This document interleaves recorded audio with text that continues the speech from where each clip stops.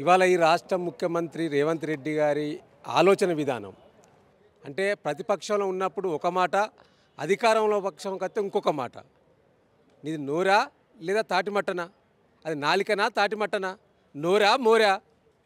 అంటే నువ్వు అధికారం లేకుంటే ఒక మాట మాట్లాడతావు, అధికారంలోకి వస్తే ఇంకో మాట మాట్లాడతావా? ఆనాడు నువ్వే కదా మెగా కంపెనీతోటి కేసీఆర్ గారు కాళేశ్వరం ప్రాజెక్టులో లక్షల కోట్లు తిన్నాడు దాని దగ్గర నుంచి అని చెప్పిన నువ్వు, అది east India company, Andhra company, దాంతో ఎట్లా మీరు కాంట్రాక్ట్ ఇస్తారని చెప్పిన రేవంత్ రెడ్డి గారు మరి ఇవాళ అదే మెగా కన్స్ట్రక్షన్కి సంబంధించి ఇవాళ మీ యొక్క జిల్లాలో, మహబూబ్నగర్ జిల్లాలో ప్రధానంగా 4,000 కోట్ల రూపాయల టెండర్ను వారికి ఎందుకు కట్టుబెట్టిండ్రు? అదేవిధంగా అదొకటే కాదు, ఇవాళ ముఖ్యంగా ఇవాళ మీరు తీసుకుంటున్న మూసీ ప్రాజెక్టుకు సంబంధించింది కూడా, ఆ మూసీ ప్రాజెక్టులో కూడా మీరు చేయబోయే అభివృద్ధికి సంబంధించి కూడా అది కూడా మేఘాకి ఇవ్వబోతూ ఉన్నారు.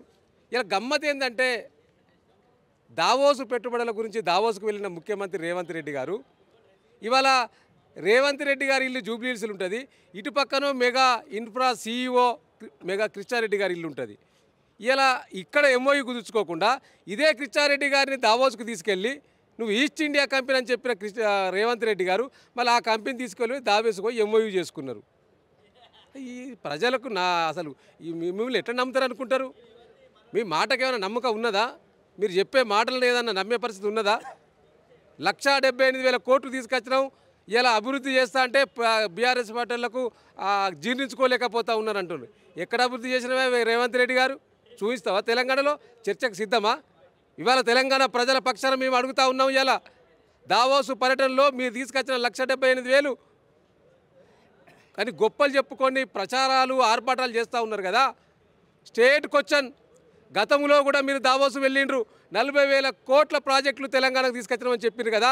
40,000 కోట్లలో ఎన్ని కంపెనీలు గ్రౌండ్ అయినాయి, ఎంతమందికి జాబ్ ఇచ్చిండ్రు, ఏ కంపెనీలు ఎక్కడ నిర్మాణం చేసినారో చూపిస్తారా? వెళ్దామా? ఎందుకు మాట్లాడతారండి?